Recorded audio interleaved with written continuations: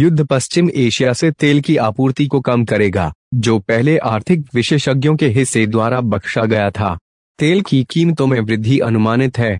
Israel Asia में भारत का तीसरा सबसे बड़ा व्यापारिक भागीदार है। देश दुनिया में 10वें स्थान पर है। भारत और इजराइल पानी, फार्मास्यूटिकल्स, दूरसंचार और सूचना प्रौद्योगिकी में व्यापार करते हैं। यदि तेल की कीमत बढ़ती है तो आवश्यक वस्तुओं की कीमत पर इसका प्रभाव अपरिहार्य है। नतीजतन विभिन्न देशों के केंद्रीय बैंक मूल्य वृद्धि को रोकने के लिए ठंड हैं। उनके पास ब्याज दरें बढ़ाने के अलावा कोई विकल्प नहीं है। यह वैश्विक अर्थव्यवस्था को धीमा कर रहा है। पश्चिम एशिया में इस युद्ध का वैश्विक अर्थव्यवस्था पर नकारात्मक प्रभाव पड़ने वाला है। भारत को छोड़ा नहीं जाएगा, क्योंकि एशिया का पश्चिमी हिस्सा दुनिया भर में कच्चे तेल के मुख्य आपूर्तिकर्ताओं में से एक है। कुछ पर्यवेक्षकों का मानना है कि अगर ईरान सीधे इजरायल हमास युद्ध में शामिल हो जाता है तो तेल की कीमत तेजी से बढ़ेगी। इससे अंतर्राष्ट्रीय बाजार पर दबाव बढ़ेगा। यदि तेल की कीमतें बढ़ती हैं तो अमेरिकी डॉलर का मूल्य और भी अधिक बढ़ जाएगा। यह भारतीय धन के लिए अच्छा नहीं है। भारत विदेशों से तेल खरीदता है। अधिक डॉलर खर्च करने से डॉलर की मांग बढ़ेगी और पैसे की कीमत घट जाएगी। गुरुवार को 19 दिनों में युद्ध छिड़ गया। भूमध्य सागर पहले ही मौत देख चुका है। अकेले गाजा में मरने वालों की संख्या 6000 को पार कर गई है। 16000 से अधिक घायल हुए।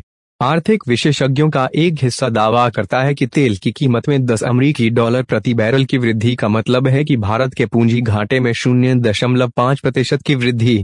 भारत दुनिया का तीसरा सबसे बड़ा तेल आयातक है। भारत हर साल कच्चे तेल का एक बड़ा हिस्सा आयात करता है। नतीजतन भारत में तेल की कीमतें बढ़ रही हैं। तेल आयात की अधिक खपत का भारत के व्यापार पर प्रभाव पड़ेगा। ऐसा इसलिए क्योंकि एक तरफ लागत बढ़ती है तो दूसरी तरफ लागत घटती है। अन्य वस्तुओं का व्यापार भी प्रभावित होगा। तेल की कीमतों में वृद्धि का भारत की बैंकिंग प्रणाली पर भी असर पड़ सकता है। रिजर्व बैंक ब्याज दरें बढ़ा सकता है। इस मामले में देश समग्र मुद्रास्फीति की ओर जाएगा। इजराइल से भारत को आयात की जाने वाली मुख्य वस्तु कच्चा तेल है। इसके अलावा भारत ने इजराइल से मोती सहित कई मूल्यवान पत्थरों, रसायनों और खनिजों, कृषि के लिए उपयुक्त विभिन्न घटकों, मशीनरी की भी खरीद की है।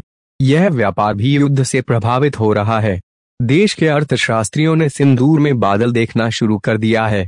पश्चिम एशिया में युद्ध शुरू होने के बाद से जो आशंकाएं पैदा हो रही हैं, वे सच होने लगी हैं। कच्चे तेल की कीमतें पहले ही बढ़ चुकी हैं। यह युद्ध का प्रभाव माना जाता है।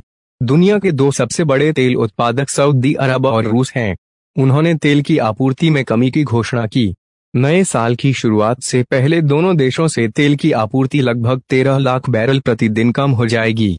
इजरायल पर फिलिस्तीनी सशस्त्र समूह हमास के हमले के बाद से पश्चिम एशिया में युद्ध की कीमत लग रही है। इजरायल के प्रधानमंत्री बेंजामिन नेतन्याहू ने हमास के खिलाफ युद्ध की घोषणा की है। भारत आयात तेल पर निर्भर करता है। तेल की कीमतों में वृद्धि के साथ आवश्यक वस्तुओं की कीमतों में भी वृद्धि होगी। बढ़ती कीमतें अर्थव्यवस्था को कमजोर कर सकती हैं। फिलहाल विश्व बाजार में तेल की कीमत $90 प्रति बैरल है। रूस और सऊदी अरब की घोषणा के बाद से तेल बाजार दबाव में है। इजरायल हमास युद्ध बढ़ने की संभावना है। चूंकि भारत आयात तेल पर निर्भर है, अगर अंतर्राष्ट्रीय बाजार में तेल की कीमत बढ़ती है तो भारत के आयात की कुल लागत भी बढ़ने लगेगी। अंतर्राष्ट्रीय बाजार में कच्चे तेल की कीमत में पिछले 19 दिनों में 5% की वृद्धि हुई है। अमेरिकी सरकार का ऋण भी 5% की सीमा से अधिक है, जो 16 वर्षों में सबसे अधिक है। कच्चे तेल की कीमतें बढ़ने लगती हैं। युद्ध का भारत की अर्थव्यवस्था पर कितना प्रभाव पड़ सकता है?